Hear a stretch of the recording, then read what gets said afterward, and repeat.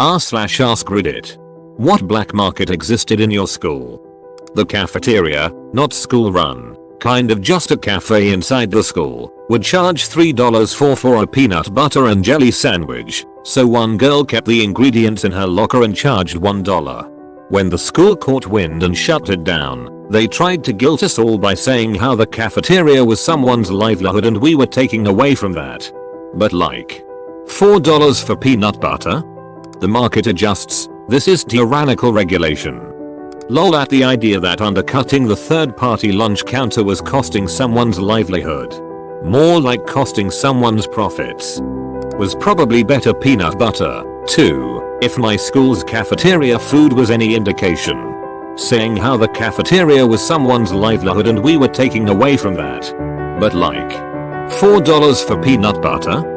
The irony of this is that a lot of kids aren't all that well off, and charging $4 for anything you get at a cafeteria is probably far more harmful to someone's livelihood than undercutting the local peanut butter market. Maybe it's just me, but school lunch often felt like not enough for my teenage metabolism, so it wasn't uncommon for me to seek out an extra la carte item. Also, they aren't fooling anyone. They buy and serve the cheapest shittiest stuff they can get. I'd give away jars of peanut butter and bread out of spite. My mum owned a sweet shop and sweets were banned in our school as we had to be healthy meals and all that. So she'd constantly give me bags of sweets to smuggle in and sell every day at dinner. Made an absolute bomb. Made an absolute bomb. Starts with candy dealing, moves on to terrorism. Read that as sweatshop. Teachers punished us by making us write "I will refrain from extemporaneous vocalization during valuable pedagogical opportunities" 50 or 100 times as homework. So over the summer we would do up a few hundred sheets of that, and we could sell or use them, as necessary. That sounds like one of those overly verbose memes. Does anyone actually speak like that? Even the teachers and Simpsons were smart enough to change up the phrase. I used to sell bootleg movies in high school. Not the kind of bootleg where you take a video camera into a theater, but I knew someone who kept getting early versions of movies that I guess are sent to theaters. They had some message about it being for screening purposes only, internal use, I don't remember exactly, and giving them to me. I'd burn a bunch of copies and sell them to people for $5. They were high quality and still early in theaters. They're called screeners. They probably weren't at a theater. Instead they were to a movie rental establishment, like Blockbuster. Distributors would send a screener copy to the store so the managers could decide how many to buy. They were $100s of dollars each back in the day. And those copies would be frequently brought home to watch by the employees so they could recommend the movie on its first days of renting without reducing the number of copies in circulation for the store. Source: worked at West Coast Video for a few years. Used to do commissions and drawing naked people. Deep fakes in the past. We just call that Patreon here. PPPs, positive participation points.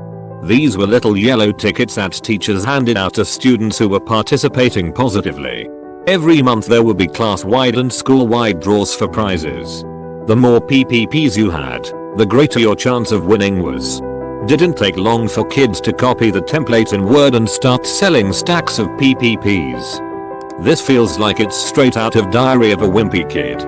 I forget which book, but when the teachers used to give out points for being nice and people would just use the photocopy room to print out stacks of them. Our high school had an internet filter.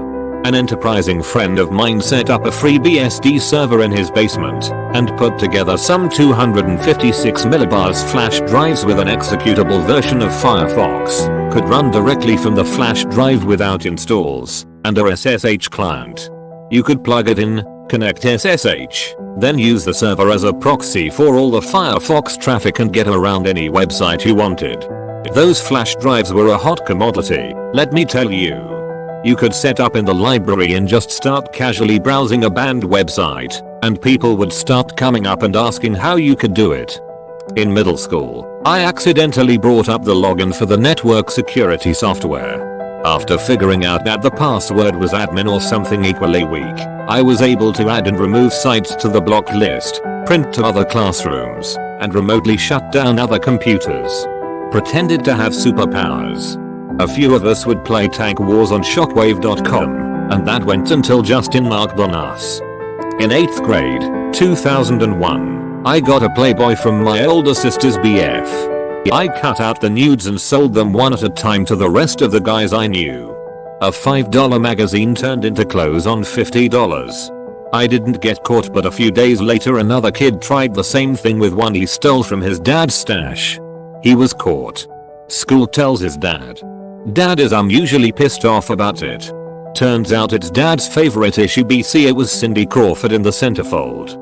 This is an actual problem with antiquarian books, especially ones with maps. Posted about this before. I sold porn mags I'd acquire after Japanese businessmen would leave them in their motel rooms. Which only begs the question, why were you in motels with horny Japanese businessmen? Originally we only had vending machines in the field house, so people would give jocks money to go get them snacks and sodas. Eventually it became sort of like a service, with a fee of course. Some kids mimicked it with junk food from the convenience stores and it became a black market of the rarest candies. Some kids were peddling stuff from Japan, others from the UK. It was a high stakes candy market of the best stuff. Ginger flavored Kit Kats, pear drops, Maltesers, blackcurrant chews, and more. Eventually the faculty began to notice strange ongoings on and alerted the principal, which found the whole thing rather amusing. A few weeks later, we had vending machines throughout the school, but for that one semester, it was a lawless land. Were there turf wars? What the fuck, Johnny? What are you doing in my side of the building? Is that Pocky? All the other sides of the building were taken, even the 3rd floor. Besides, I was here first. You better get the fuck out before I beat your ass. And fighting ensured. In 5th grade I sold fairies to every single one of my classmates for $1 each. I gave them names and backstories and drew little portraits of each, then would toss them an invisible fairy and then collect from the next sucker. Freelance artist. I studied in a boarding school, and we had a black market for acorns. Yes, acorns.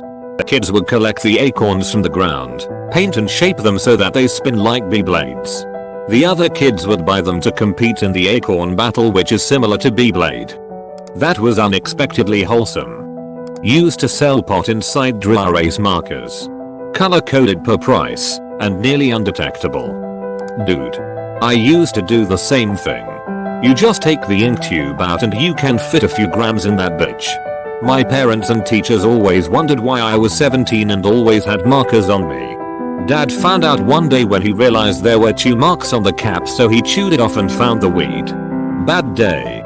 Ecstasy and burned CDs. That escalated quickly. Holy shit, are you kidding? In school? That's disgusting. Copyright infringement is a serious crime. Edit. I was just kidding. Jansport book bag strings. I was in school when Jansport backpacks became popular, at least in Nick they were, and one of the things everyone loved were the strings on the zippers.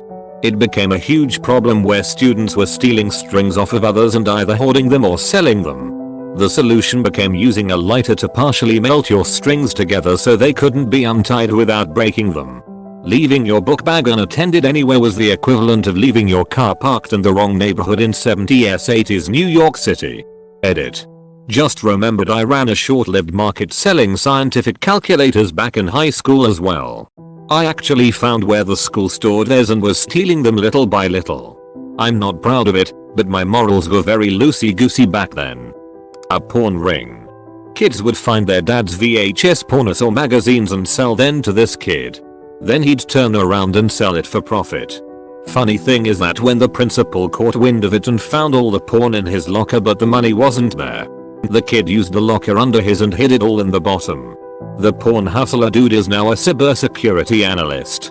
I asked him at our reunion how much he thought he made back then. He claims $900 in 4 months. Stonks for that guy. I went to high school during the 80s. There was no DVDs or internet. There was a kid, John, whose parents had a publication distribution business. Basically they would go into stores and pull last month's unsold issues of whatever magazine and put the current one out. Apparently they had to tear the cover off each copy and destroy the rest. What John would do was take the magazines from the trash and sell them at school. Actually, the transaction went down off of school grounds, but deal was made at school. He had everything. You name it, if there was a porno mag being printed, John had a copy. Similar happened at my school. He's now a head salesman at one of those going out of business furniture stores.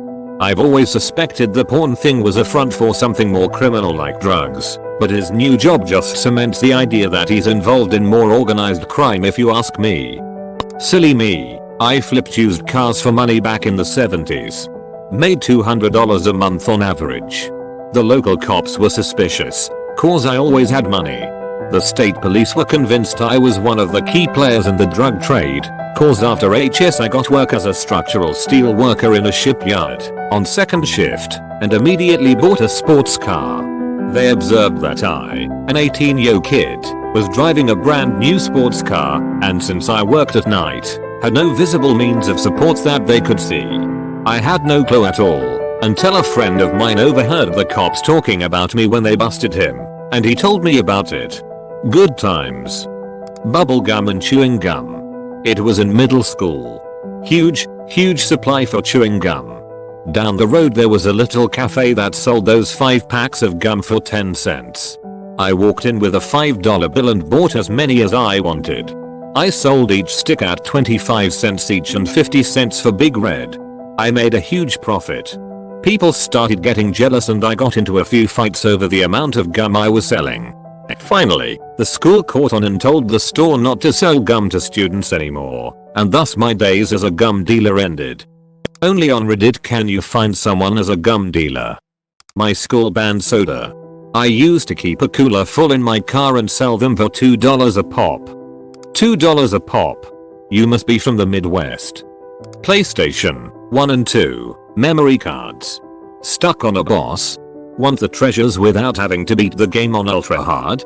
There was a guy who in my grade who, for a fee, would play any game and get where you wanted to be then give you a memory card to copy over the save file. Naturally you had to return the memory card to keep the ball rolling for everyone. Well, in college I happened to know all the people that could get me every drug imaginable.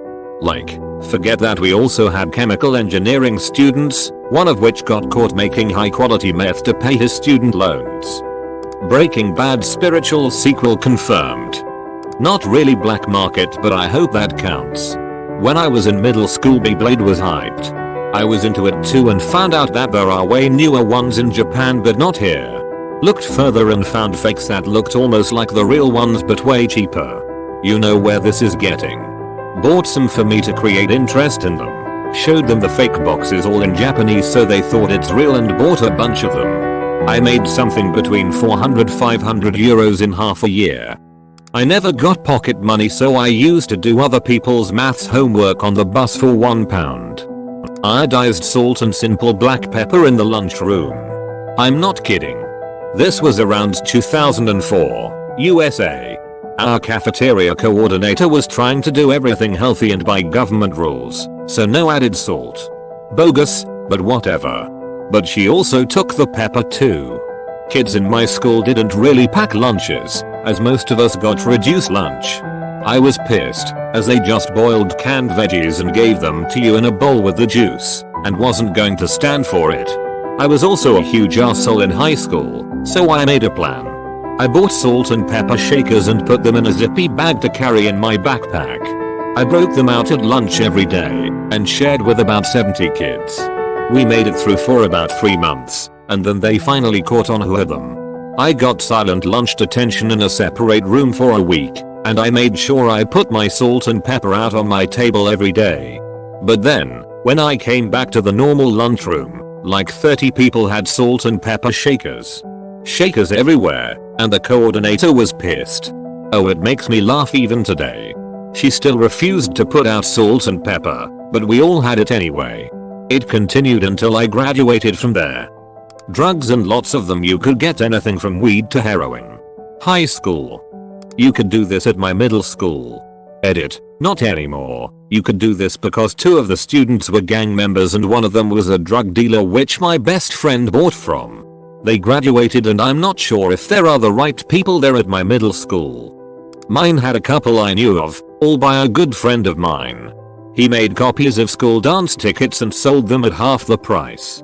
School found out when the entire gym was packed for the semi-formal even though they only sold like 100 tickets, and he got suspended.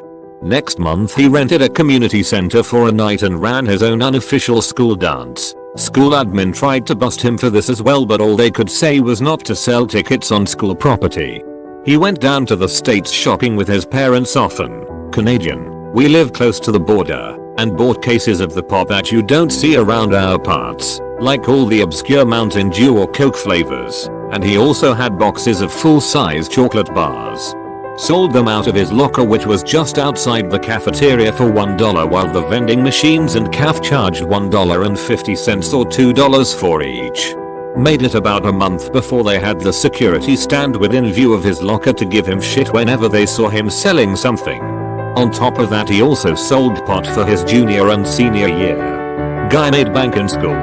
Another one is the fight club that went on for a couple months where there was a large amount of gambling going on. I think that one just kinda tapered off after people got bored. They were smart enough to have that one off school grounds, country school with a public park right nearby. In my time, Pokemon cards. Now it's apparently drugs. Drugs are less expensive and all-consuming as hobbies go compared to collectible card games. Beta Fish Fight Club. We had open campus lunch so kids would go to the local PetSmart, buy 2 beta fish, sell them to whoever wanted to fight that day, and they would dump the 2 fish in the toilets to fight. Beta fish are notoriously known for having to be kept alone because they'll rip the other fish to fucking shreds. The winner would get flushed down the toilet. So glad I never experienced that stuff. Public school in America is weird. Edit. Just want to say I never supported this. It is fucked up, but selling beta fish to fight was a legit black market at my school. Selling hot Cheetos and tortoise out of soccer bags. Hot chips were a surefire way to bank few fundraiser at our school. School groups had stopped selling them for some health nutrition reasons, so a big underground market popped up. Some people made a lot of money in middle school from selling slime. There was also the obvious vape sellers, but slime interests me more. The Pilot G5 liquid ink pens. You could sell them for $5 each all day. I was the pen guy. I don't know about black market, but we had 2 places you could be during recess. The gym or the playground. During the winter the go-to was the gym. Underneath the bleachers in the gym we legitimately had a Pokemon Yu-Gi-Oh gambling ring in which kids would put up their lunch money. I later found out from one of the kids who ran this little exchange that it was actually heavily rigged. Shocker. Energy drinks. In high school, a kid on the wrestling team had parents who constantly went out of town on business. So he drained their swimming pool and would host fight nights with the fights in the pool. It was called Beat That Ass. He facilitated betting and made himself more money than a high school kid should have. He tried to recruit anyone in the school who looked like they could hold their own in a fight. Eventually bands started playing at them and he started burning CDs of each event's music. They were printed and numbered so each one looked like the Now That's What I Call Music CDs, but instead of Now they said BTA. Source was in a band that was asked to play. We declined. Edit. He didn't empty and refill the pool for each event. He emptied it once and it stayed empty. But his parents wouldn't have noticed nor cared either way. Shit, this looks intense. How bad did the beatings get? Didn't the parents notice the empty pool or the ridiculous water bill? Somewhat related, but when I was in college I ran a free, illegal bar for my friends out of my dorm room using alcohol that I stole. I had a whole system worked out for stealing the booze from this big grocery store chain, and the entire time none of the employees suspected a thing. I made friends with a bunch of them and they would always say hi to me and chat whenever I would go, which was about 2-3 times a week. I actually did get caught for the stealing, but not at that grocery store, only when I tried to do it at Target back home in Chicago. I got arrested for that and felt really stupid for what I was doing, so I gave up shoplifting. However, I never got in trouble for my bar and I had a lot of fun mixing drinks for my friends. Also made my room the spot to hang out before going to hit the parties later on. Copy paste from the last time I posted this. TLDR, I invented softcore prostitution when I was in kindergarten. I discovered my friend, a girl, didn't have a penis. That was the most fucking mind-blowing thing ever. So I invite my male friends to see her. They were even more mind-blown than me. The next day they asked her to see the lack of penis again, but she refused because she wasn't friends with them. So they came to me and offered me some candy and bubble gum to ask her. Obviously I quickly turned this into a business opportunity, and by the end of the day I had more candy than I could carry in my rather large pockets. I don't think there was anybody in that kindergarten that day, boys, who didn't get to enjoy the view of a smooth vagina. I gave her a cut too for every client. The principles of fairness and integrity have always been a huge part of my upbringing. The next day parents were called. Little Pornosonic got yelled at a lot.